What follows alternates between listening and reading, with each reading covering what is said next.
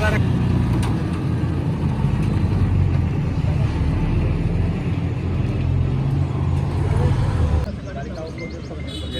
Licence বাকি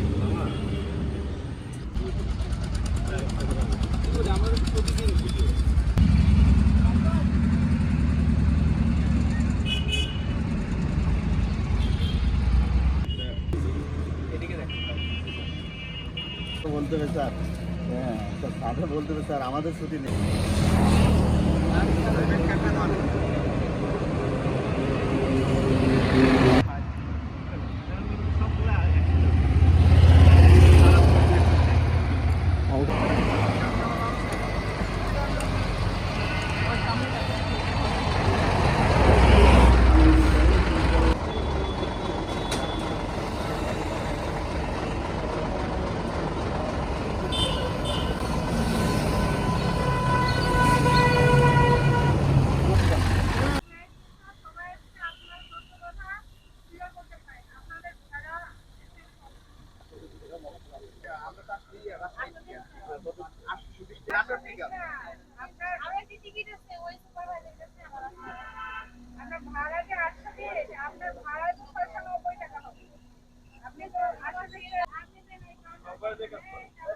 জরিমানাটা হচ্ছে টাকা এখানে গিয়ে আপনারা গাড়ি নিয়ে যেতে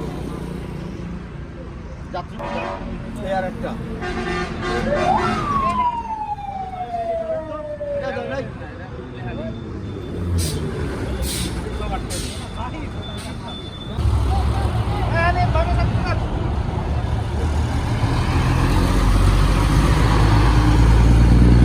যাত্রীরা ঢাকা বা অন্যান্য জায়গায় যাচ্ছে, তো আমরা দেখেছি যে টিকিটের গায়ে লেখা আছে 820 টাকা, যদিও এগুলো নন এসি 690 টাকা ভাড়া হবে।